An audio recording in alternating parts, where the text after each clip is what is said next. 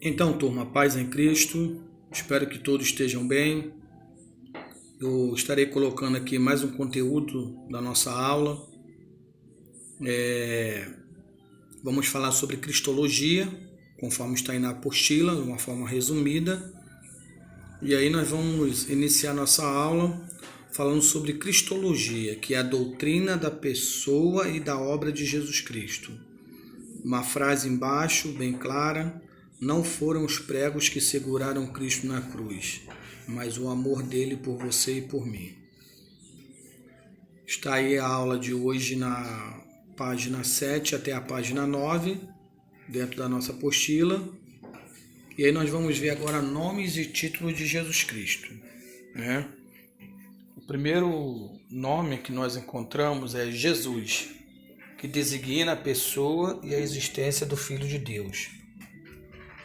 Cristo, que significa Messias, ungido, que se chama o Cristo. E o nome composto, Jesus Cristo, o Senhor. Nos campos da adoração e reverência é o termo grego Kyrios. Nós vamos encontrar também outros nomes e títulos de Jesus Cristo. Por exemplo, lá no Antigo Testamento, né, nós temos Siló, maravilhoso, conselheiro, Deus forte, Pai da eternidade e príncipe da paz. Também é chamado de renovo, conforme os textos que estão aí selecionados. No Novo Testamento, Cristo Jesus, na primeira carta de Timóteo 1,15, Senhor de todos, em Atos 10, Senhor dos senhores e Senhor e Salvador Jesus Cristo. Conforme os textos selecionados, aconselho que os irmãos façam uma leitura dos tais. E agora nós vamos falar sobre a humanidade de Cristo, né? Cristo, ele foi 100% homem e 100% Deus. Então nós precisamos falar da humanidade. Aí a Bíblia vai relatar em vários textos aí que ele tinha um corpo físico, né? Um corpo com suas faculdades, com os 5 sentidos, visão, paladar, audição, tato e olfato. A Bíblia também vai destacar aí os textos onde nós encontramos a alma de Cristo, né? A alma é o centro das emoções humanas, onde nós temos as faculdades, sentimentos, vontades, emoções e intelecto, né? E aí eu destaquei alguns textos aí mostrando a angústia, a indignação, a compaixão, a agonia, né, de Cristo, o choro de Cristo. Então os textos estão bem claros, depois aconselho que os irmãos deem uma leitura em cada texto.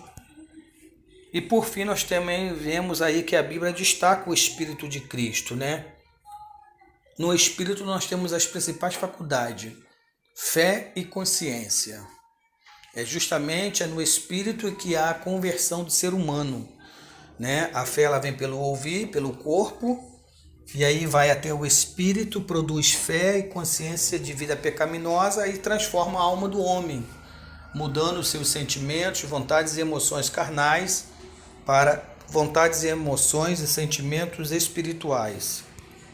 O próximo slide, ainda falando da pessoa de Cristo, nós vamos tratar aí rapidamente os aspectos naturais de sua vida. E crescia Jesus em sabedoria e em estatura e em graça para com Deus e para com os homens, né?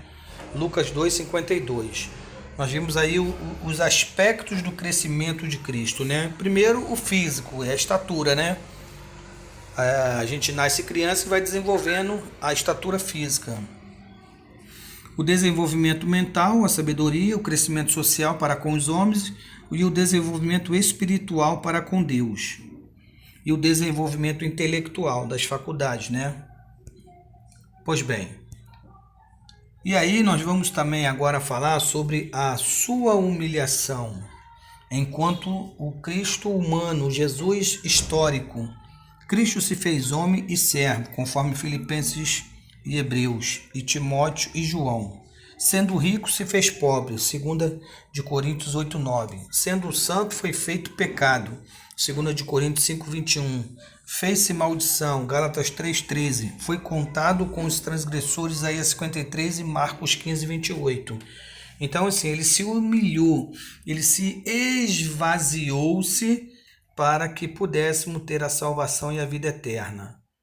E nós estamos tratando aqui, dentro do assunto Trindade, né? O Deus Filho, a segunda pessoa na Trindade, né? O seu ministério terreno. Continuando aí o seu ministério terreno, a duração do seu ministério. O ministério de Jesus durou cerca de 3 anos. O cálculo da duração é feita com base nas festas pascais em que ele esteve. Ponto. O início do seu ministério deu-se na véspera de uma Páscoa, João 2, 11 e 13. Depois participou de mais duas, João 5, 1, João 6, 1, 4. E morreu na véspera de outro, João 19, 14. O primeiro ano foi o ano da obscuridade. Por que o de obscuridade? Porque ninguém conhecia Jesus, ele não era famoso. O segundo ano do seu ministério terreno foi do favor público, né? Aí eu digo aqui a fama. Todos queriam saber quem era esse Jesus. E o terceiro foi o pior período do seu ministério, foi o seu terceiro e último ano. Foi da oposição, da perseguição, da inveja, né? Então observamos que o ministério de Cristo ele começou, né, sem ser conhecido. Depois começou a ser conhecido em toda a parte da Judéia, da Galiléia, na Palestina, mas entretanto no fim foi muita perseguição, muito ódio, e a Bíblia vai dizer que por causa de inveja mataram Jesus. E aí nós vemos que o ministério de Jesus Cristo ainda, ele foi exercido na Palestina, excepcionalmente em 3 regiões, a Judéia, a Galiléia e a Pérea. Ele ministrou 8 meses na Judéia, 2 anos na Galiléia e aproximadamente 4 meses na Pérea. Então isso é um ponto importante, né? Quando você estuda um pouco geografia, você vai ver a importância desse ministério de Cristo. Ele foi itinerante. Ele evangelizou a todos dentro da Terra Santa. E ainda falando do ministério messiânico de Cristo, né? O ministério de Cristo envolve 3 ofícios, conforme nós já falamos: sacerdote, rei e profeta. Observação: 3 sacerdotes na Bíblia receberam ofícios sacerdotais direto de Deus. Primeiro, Melquisedeque, está lá em Gênesis 14, Arão, conforme nós confirmamos em Hebreus 5, e Jesus Cristo, conforme nós confirmamos em Hebreus 7. Então, estes homens foram diretamente separados e receberam esse ofício sacerdotal. Os demais vieram por descendência, principalmente começando por Arão. Os seus filhos, seus descendentes, se tornaram os sacerdotes e levitas da nação de Israel. Sacerdote, né, o ofício de Cristo. Jesus pertence à ordem sacerdotal eterna e especial. Os sacerdotes descendentes de Arão conservaram a genealogia sacerdotal e, segundo alguns, ela se estendeu desde o ano 350 a.C. até o ano 70 depois de Cristo. Ainda falando do ministério messiânico de Cristo, nós vamos falar sobre o seu ofício de rei. As regras naturais da realeza, a criança nasce príncipe e depois se torna rei. Mas a realeza de Jesus Cristo é sem igual, especial. Ele já nasceu rei. Mateus 2, João 18, 33, 37. E aí, segundo a escatologia, Jesus Cristo ele será plenamente e exercerá plenamente o seu ofício de rei na época do milênio. Ele será rei dos reis e senhor dos senhores. Hoje, ele reina em nossos corações, né? O seu reino é espiritual. Ele foi profeta durante seu ministério terreno de 3 anos. Ele é sacerdote porque está à destra de Deus Pai hoje e será rei dos reis no milênio. E profeta, ainda falando do ministério messiânico de Cristo.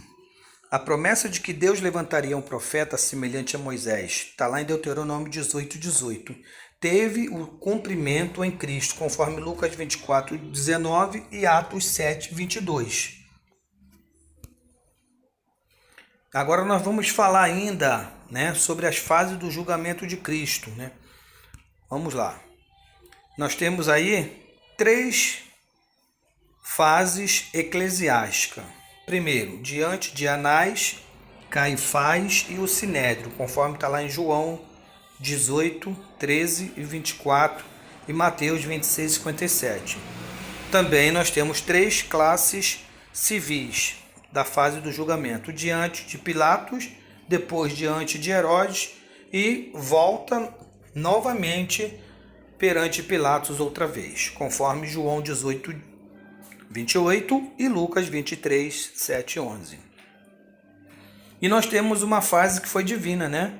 Ele passou pela fase divina, diante do Pai, está em Gálatas 3,13, Isaías 53,6 e Deuteronômio 21, 23. Agora a gente vai falar da ressurreição de Cristo, né? Então, por que eu coloquei esses pontos fundamentais, né, dentro da cristologia?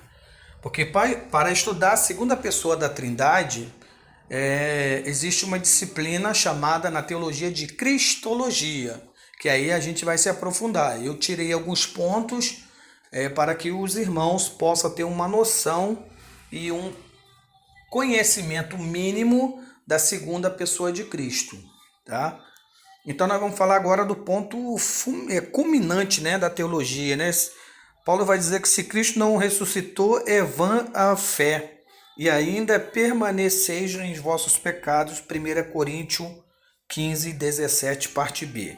Pois bem, a ressurreição de Cristo é o grande alicerce histórico e divino da igreja cristã, sendo o elemento do qual se origina uma das principais diferenças da doutrina cristã quando contrastada com outras religiões, né? Nós podemos entender que a ressurreição de Cristo é a viga mestra e o pilar do cristianismo. Continuando a ressurreição, qual a importância da ressurreição de Cristo, a segunda pessoa da Trindade? Tendo em síntese, como detalhadamente, é doutrina fundamental a doutrina da ressurreição de Cristo. Encontra-se em toda a extensão da Bíblia, nos ensinos dos profetas, nas pregações apostólicas e, de modo particular, nos ensinos de Jesus, que predissera com antecedências e até minúcias em vários de seus elementos importantes. Tudo, porém, cumpriu-se em cada detalhe. Então, entendemos a importância, né? O túmulo dos maiores líderes religiosos da humanidade ainda encontra lá os seus restos mortais, mas o túmulo de Jesus está vazio. Ele ressuscitou. Aleluia! Quais são os efeitos da ressurreição de Cristo, a segunda pessoa da Trindade? Agora Jesus era um homem imortal. Nova vida transbordava de cada célula. Cada célula de sua constituição humanizada estava espiritualizada. A vida espiritual permeava todo aquele corpo. Lucas 24, 46. Foi também a evidência central da divindade de Cristo, da sua exaltação e glorificação. Resumindo, os efeitos da ressurreição de Cristo, que ele estava com um corpo transformado. Corpo esse que nós chamamos de corpo glorificado e que nós vamos obter naquele grande dia. Aleluia! Ainda falando da ressurreição de Cristo, agora vamos falar qual é o resultado, né? O resultado dessa ressurreição de Cristo Jesus. Uma mensagem notável de esperança e poder. A ocorrência da ressurreição emprestou nova perspectiva à visão humana. Devemos, portanto, ter em mente agora ligando o hoje do tempo com o amanhã da eternidade e, assim, proclamar a ressurreição de nosso Senhor como um fato sempre novo. A ressurreição de Cristo foi e é a suprema e majestosa história dos evangelhos e da humanidade. Aleluia! Então, qual é o resultado? A esperança, a morte foi vencida. As mulheres, quando chegaram no sepulcro de Jesus, a pedra que representava uma porta, ela foi removida. A pedra não foi, a porta não foi aberta, foi removida. Ele venceu a morte. Aleluia! O maior medo da humanidade é a morte. O rei dos temores do ser humano é a morte. E Jesus venceu a morte. Aleluia. Isso nos trouxe esperança para todos nós, em nós crer e acreditar no amanhã, numa eternidade para sempre com Ele. E aí, após a sua ressurreição, Jesus Cristo, ele prova, né? Ou melhor, a Bíblia prova as aparições do Senhor, conforme estão aí nos textos que vocês podem olhar no slide.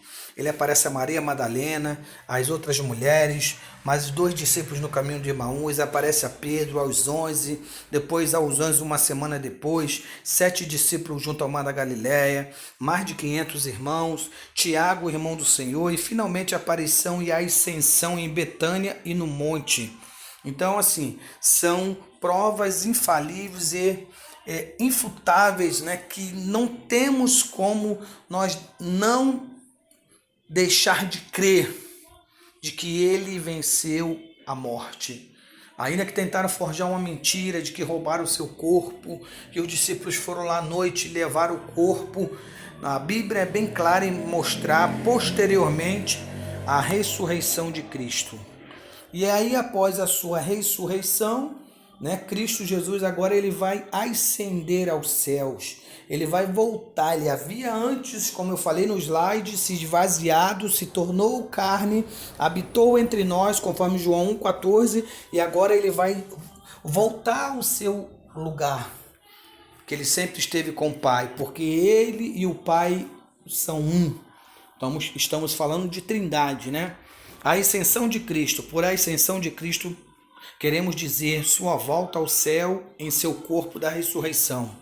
A glorificação de Cristo. Por exaltação ou glorificação, queremos dizer o ato do Pai pelo qual ele deu ao Cristo ressurreto e assunto a posição de honra e de poder à sua própria destra. Hebreus 2,9, Filipenses 2,9, né? Foi dado a ele todo o poder no céu e na terra. Que Deus nos abençoe, que os irmãos fiquem aí com essa aula de hoje e que Deus possa nos conceder uma semana de bênção. Daqui a pouco eu estarei liberando a próxima aula, que é sobre o Espírito Santo, a terceira pessoa da Trindade.